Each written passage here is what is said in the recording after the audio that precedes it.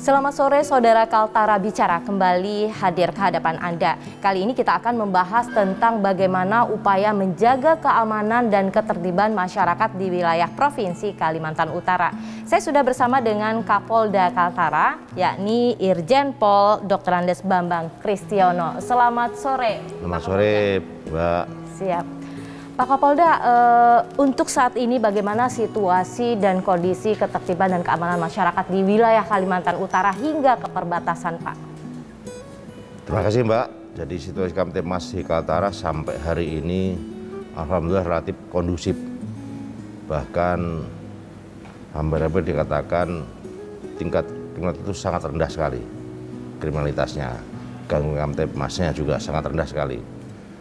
Jadi masyarakat dapat beraktivitasnya nyaman karena situasi Kamtipmas betul-betul sangat mendukung.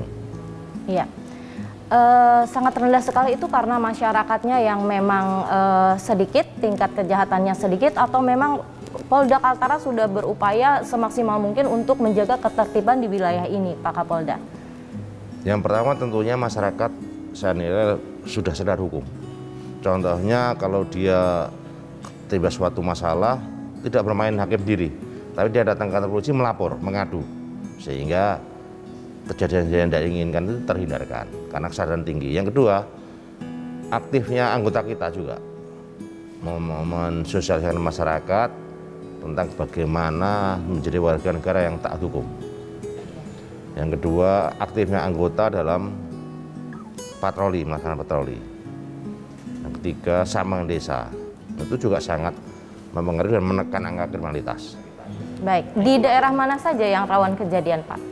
Rawan kejadian itu salah satunya di perbatasan, terus di pelabuhan-pelabuhan pintu masuk dari Malaysia itu, seperti Nunukan, di Sembako, gimana itu, Krayan.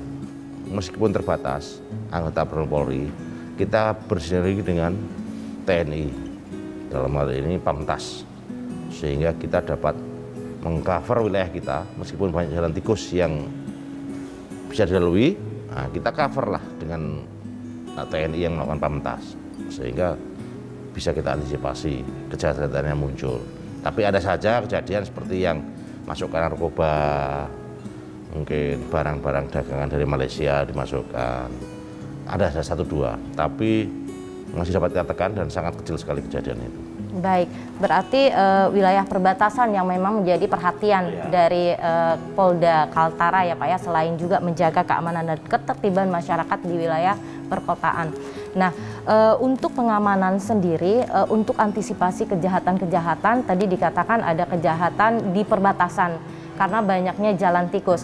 Nah, selama ini selain masalah narkoba, apa saja yang juga dihadapi oleh masyarakat di perbatasan yang memang menjadi pengaduan mereka kepada Polda Kaltara? Contoh masuknya barang-barang secara ilegal, entah itu bahan makanan, mungkin ada seperti pakaian-pakaian bekas, itu juga masuk ke wilayah kita. Nah itu kita bersinergi dengan Bea Cukai, dengan TNI yang di perbatasan. Kalau di pelabuhan laut kita Bea Cukai, patroli pol air kita tingkatkan.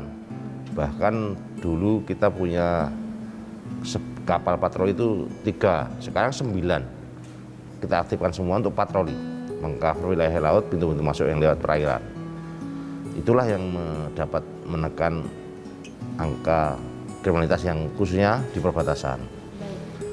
Bahkan sekali waktu bisa menangkap seperti contohnya bahan makanan masuk secara ilegal, kita serahkan Bea Cukai karena dimusnahkan, karena merugikan dari segi penerimaan negara. Kalau barang luar impor itu kan harus kena pajak. Padahal di perbatasan itu barang-barang rata-rata transaksi di sana karena wilayah perbatasan adalah hinterland ya Pak ya.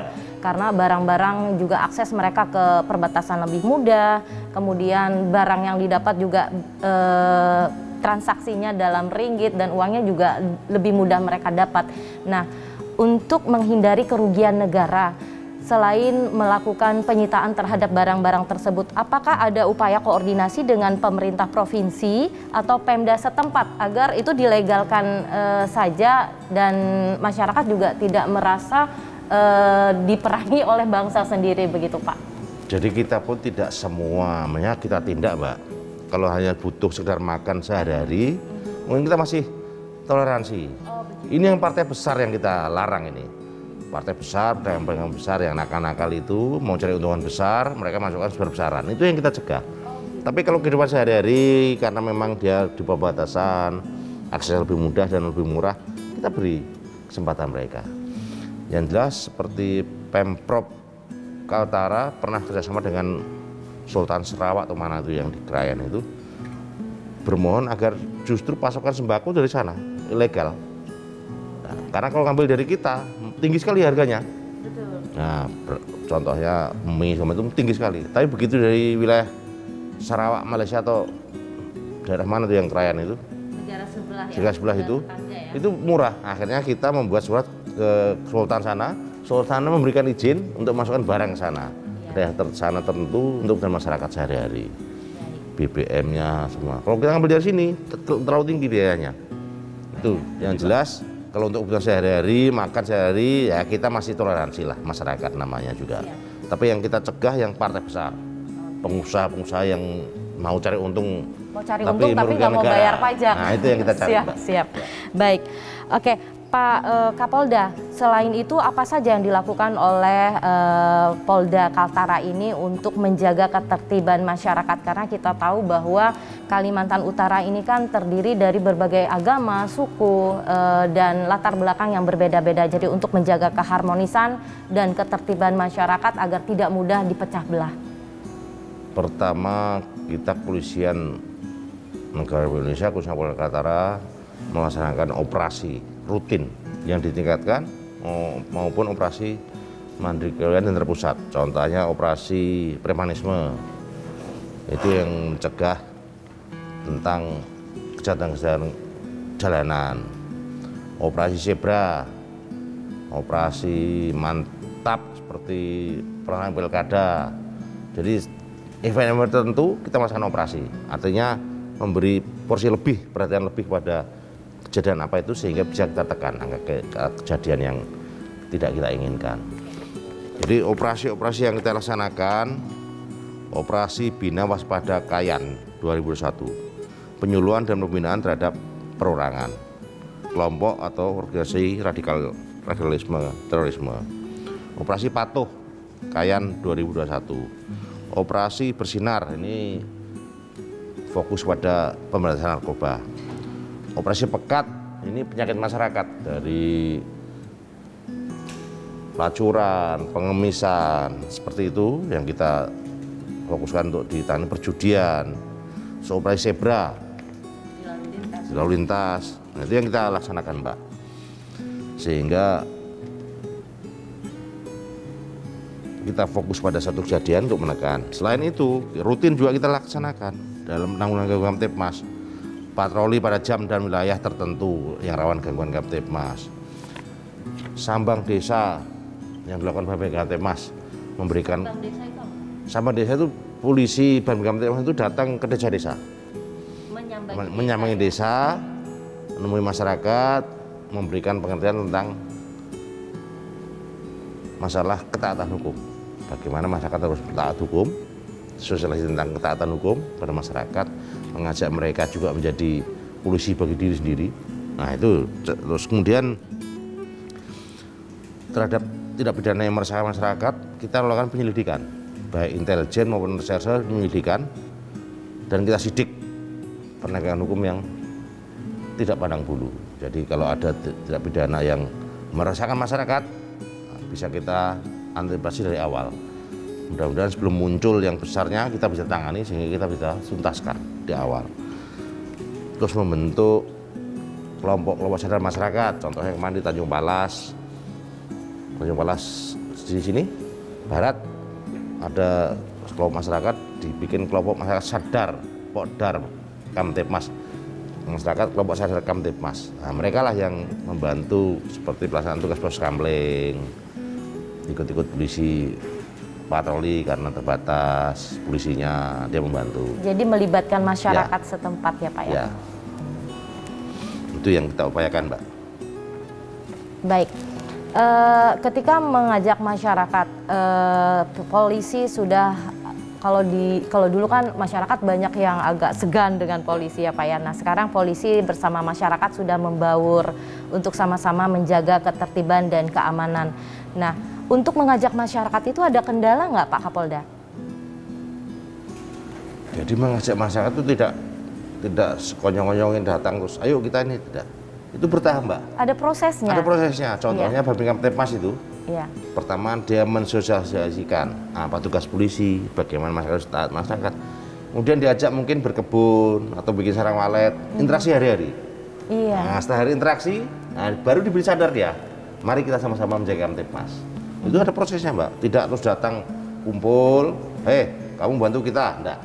Malah mereka enggan kalau begitu ya Pak. Sehari setelah kita dekat, nah baru kita ajak. Ini prosesnya panjang, sudah lama bahkan dari zaman Kapolri Pak Sutanto kan dah terkenal dengan tagline-nya polisi community, police community itu. Iya. Komunitas komunitas itu kan. Nah, itulah membentuk komunitas bersama masyarakat. Pertama pendekatan dulu, setelah mereka dekat, baik, polisinya baik nih. Nah, diajak kerjasama, itu caranya. Jadi masyarakat dengan sukarela mau tahu bahwa polisi itu tidak seperti penjajah itu datang aja, enggak. Tidak yang ini seperti sahabat. Dibayangkan. Polisi adalah sahabat mereka ya. Baik, sebelum kita lanjut lagi nih, bagaimana masyarakat di sini terlibat langsung dalam patroli, menjaga keamanan, menjaga ketertiban dan lain-lain. Saudara, kita akan kembali setelah jeda yang berikut ini.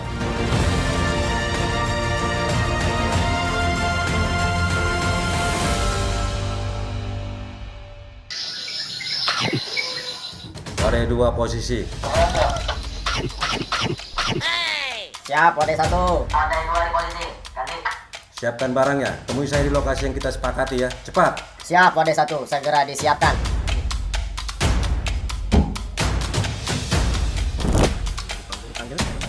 RT.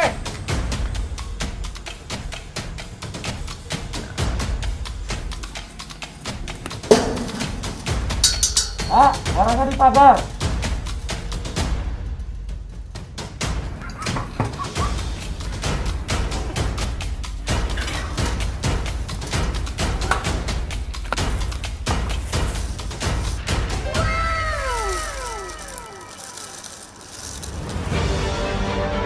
Berjuang isoman. Tidak pernah membiarkan mereka yang berjuang melawan COVID-19. Yeay!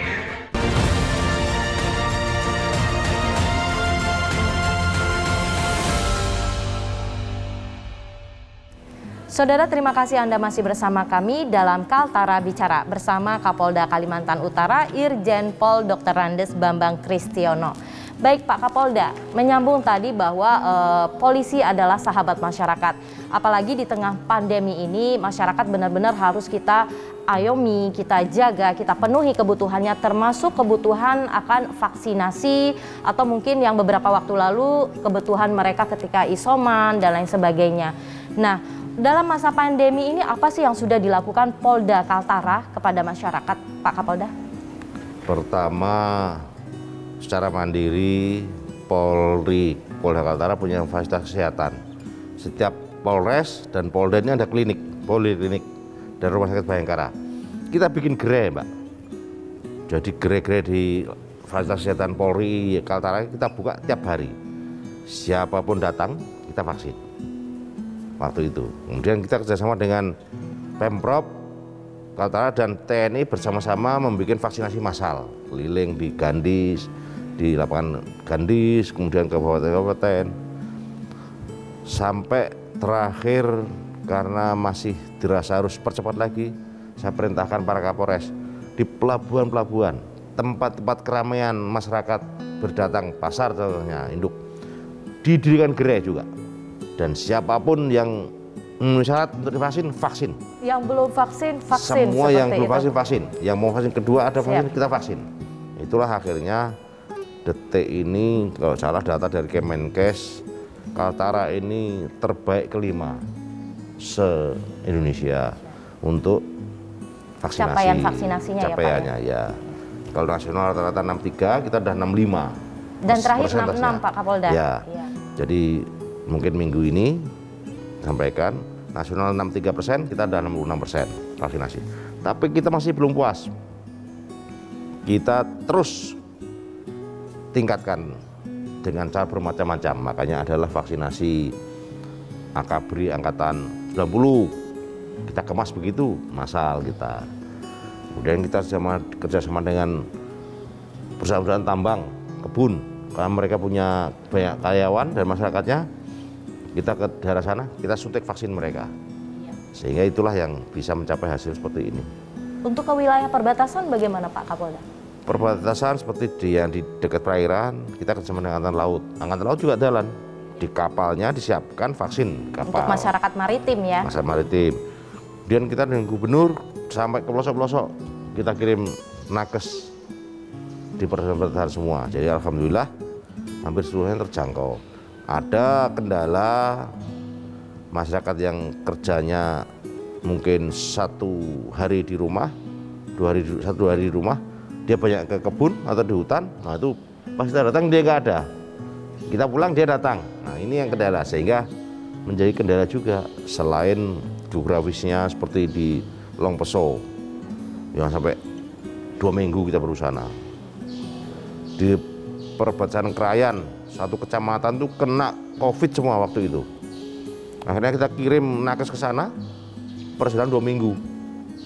Nah, akhirnya kita obat, kita kasih isoma, dia lokalisir dan mereka nggak pergi. Setelah sembuh, sampai 3 bulan kemudian, kemarin ada tim vaksin datang sana, divaksin lagi seluruhnya. Baik. Itu caranya kita.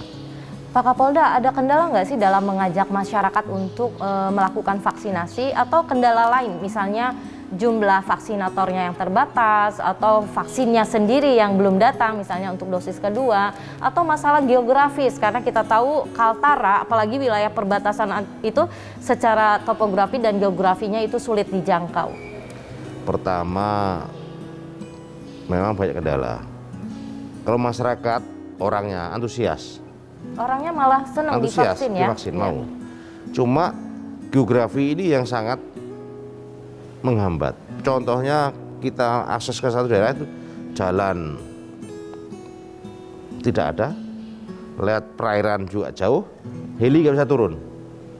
Wah, ada 2 minggu harus naik motor jalan kaki, itu pun harus naik turun gunung. Ada 2 minggu baru sampai. Itu wilayah yang terpencilnya. Dan itu sudah dilakukan oleh Polda Kaltara? Ya, sudah dilakukan oleh Pemprov, TNI sama Polri, Polda Kaltara. Bersinergi, udah kita kerjakan di Longpeso itu. Yang kedua, vaksin kita juga terbatas. Tidak seperti daerah lain dapat banyak-banyak. Kita stok terakhir hari-hari itu, saya tanya ke Dinkes, kurang lebih 4.000, 5.000 stok tersedia. Kalau di tempat lain kan ratusan ribu.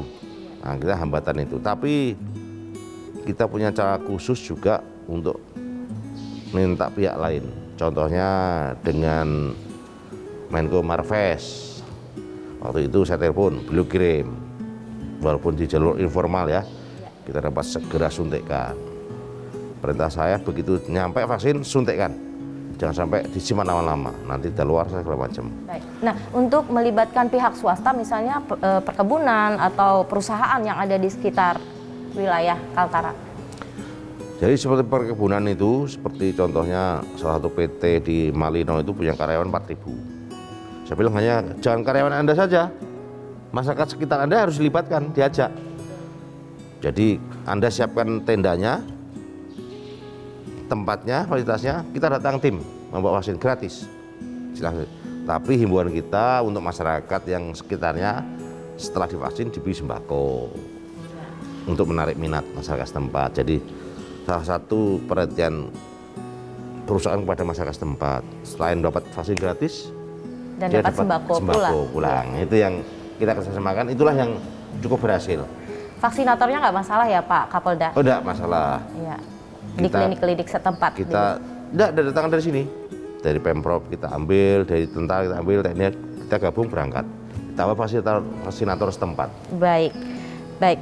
Nah, sebagaimana kita ketahui juga tadi Pak Kapolda katakan bahwa untuk pengamanan karena kurangnya personil di Polda Kaltara ini, Jadi melibatkan masyarakat itu salah satu solusi.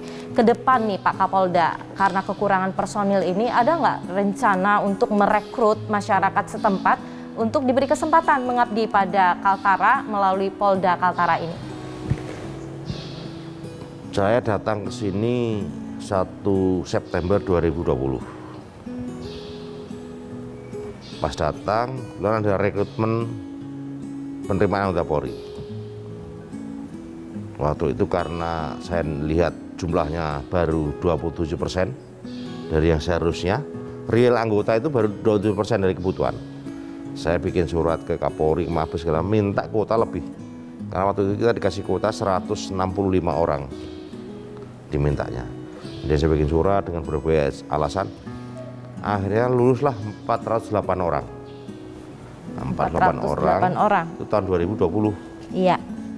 Dari 408 orang itu saya sampaikan putra-putri daerah asli suku Dayak, Tidung, Bulungan mendapatkan porsi banyak saya maunya. Khusus putra-putri daerah sini setempat, khusus suku Dayak, Bulungan, Tidung mendapat porsi lebih banyak. Pada menyampaikan ke saya, ketua adat, tiap tahun itu 1 Pak Kapolda, 2 orang yang masuk. Kadang-kadang 5 tahun kemarin tidak ada. Tahun 2020 itu ada 93 putra di daerah. 93 orang yang bisa diterima menjadi anggota Polri khusus putra putri Dayak, Tidung, Bulungan. Dan yang lebih membanggakan orang-orang adat yang kesini berterima kasih itu poluannya banyak yang masuk dari putri jadi poluan. Itu yang mereka senang. Tidak menyangka orang-orang perbatasan bisa jadi polisi. Bahkan di tahun 2021 ini ada 661 yang diterima. Desember nanti lulus pendidikan dan putra-putri daerah 151 orang yang diterima. Poluannya ada penerimaan kemarin ya Pak? Ya, poluannya ada 2009 berapa itu dan banyak putra-putri Dayak juga yang masuk. Dari sekian, itu upaya kita menambah jumlah personel karena terbatasnya itu sehingga nanti bisa kita tempatkan di daerah yang kekurangan personel. Khusus putra-putri daerah kita kembalikan ke daerahnya perbatasan sehingga bisa komunikasi dengan rakyat setempat, memudahkan. Waktu itu saya berpikir kalau polisi yang dari daerah lain masuk ke sini 10 tahun bertahan minta pindah dia, habis lama-lama anggota. Tapi kalau putra daerah sini dia akan tetap ya, bertahan. Jadi akan bertahan di sini dan bisa komunikasi masyarakat, itulah motivasinya. Ya. Dan satu syarat masuk menjadi anggota Polri tidak ada pungutan biaya apapun, semua gratis. Ya. Bahkan saat penerimaan saya buka hotline pengaduan bagi ya masyarakat yang ada yang meminta duit atau merayu-rayu bisa membantu, tidak ada. Jadi itu murni tes tidak dipungut bayaran? Tidak dipungut bayaran. Itu asli. Contohnya salah satu saya beri gambaran. Ada salah satu poluan, peserta tes itu, putri itu masuk poluan. Malam-malam Bupati telepon, Pak Kapolda ini rakyat saya tes poluan. Tapi Bapak meninggal, bisa nggak pulang? Iya. Saya bilang, saya cek dulu, karena harus tes nggak dia besok. Saya cek tapi harus tes dia.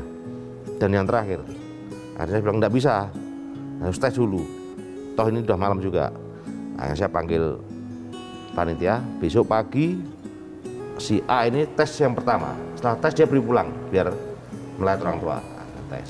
Jadi harus mengikuti prosedur. Soalnya kalau dia pulang, gugur. Iya. Kemudian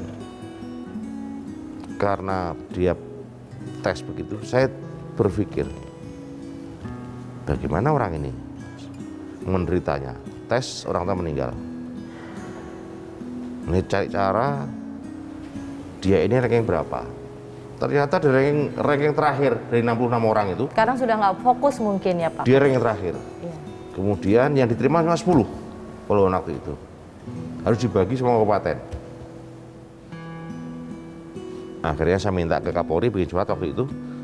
Karena semua memenuhi syarat, saya minta talent scouting, artinya penghargaan khusus agar dia masuk. Akhirnya diterimalah Putri itu jadi Poluan dan sekarang dari dinasti Malino. Baik. Itu salah satu. Yang keduanya, saya mencoba membagi secara proporsional. Kalau ada penerimaan, saya bagi per kabupaten. Kalau yang banyak, porsi lebih banyak dia, presentasinya yang diterima. Iya. Tapi kalau diikuti seluruh rankingnya, mungkin ada daerah yang nggak dapat sama sekali. Akhirnya saya bagi proporsional. Berdasarkan jumlah penduduk atau luas wilayah atau apa Pak Kapolda? Pertama, peminatnya. Kalau seperti Tarakan paling banyak. Dan mereka lebih baik dari hasil tesnya. Kalau kita kasihkan semua, ini masuk semua ini bagian yang lain. Makanya saya ambil kebijaksanaan, daerah yang peserta tes banyak, persentase lebih banyak, sampai daerah-daerah yang sedikit, jadi semua kebagian. Baik Polki, Poluannya, gitu Mbak. Baik. Jadi intinya Kapolda memberikan kesempatan kepada masyarakat atau kepada putra-putri daerah untuk mengabdi bagi bangsa dan negara melalui Polda Kaltara. Baik, di akhir perbincangan kita kembali lagi bagaimana upaya Polda menjaga keamanan dan ketertiban masyarakat. Apa yang ingin Pak Kapolda sampaikan kepada masyarakat ataupun himbauan, silakan Pak. Pertama, kita secara internal akan selalu meningkatkan kegiatan rutin, patroli, sabang desa, tugas-tugas kepolisian kita, deteksi dini, kita tingkatkan terus ini Mbak. Yang kedua, menghimbau masyarakat untuk berpartisipasi aktif, menjadi polisi diri sendiri minimal, menjadi polisi diri sendiri dan lingkungannya, melalui kerjasama yang dengan Babin Kamtibmas tadi itu. Yang ketiga, setiap pelanggaran kita melakukan penegakan hukum tanpa pandang bulu. Kita tidak semuanya. Masalah maju pengadilan tidak, kita punya penilaian tersendiri. Mana yang harus maju, mungkin mana yang harus diselesaikan dengan baik-baik, kita punya diskresi juga. Sehingga itulah yang membuat tingkat kepercayaan masyarakat pada kita meningkat dan tugas-tugas dapat dilaksanakan. Dan ujungnya bahwa Kamtibmas adalah kebutuhan dasar kita. Semenjak saya jadi Kapolda pertama, saya punya tagline, aman, nyaman, sejahtera. Anggota dan masyarakat merasa aman dalam keseharian. Dia dalam beraktivitas, dalam melakukan kegiatannya, dia nyaman. Merasa nyaman. Nyaman ya. Itu yang saya tekan. Dan yang terakhir, bagaimana dia mencapai kesejahteraannya ini. Makanya dia harus aman, nyaman dalam rangka mencapai kesejahteraan. Itu yang saya ambil tagline-nya. Baik, kurang lebih sama dengan tagline Kaltara, berubah, maju, dan sejahtera. Ya. Jadi pada intinya memang sejahtera itu, kalau udah sejahtera itu kerjanya juga enak kali gitu ya Pak Kapolda ya? Seluruh pemerintahan di dunia ini tujuan akhirnya mensejahterakan rakyatnya. Itu yang kita harus selalu gaungkan. Baik, terima kasih Pak Kapolda atas bincang-bincangnya hari ini. Sukses selalu, semoga Polda Kaltara dapat menjalankan tugas dengan baik, selalu sehat dan selamat dimanapun berada. Demikian Mbak. Saudara, bincang-bincang kita dalam Kaltara Bicara. Akhir kata, saya Yuli Purnama dan seluruh kerabat kerja yang bertugas mengucapkan terima kasih atas perhatian dan kebersamaan Anda. Sampai jumpa. Kaltara di hati.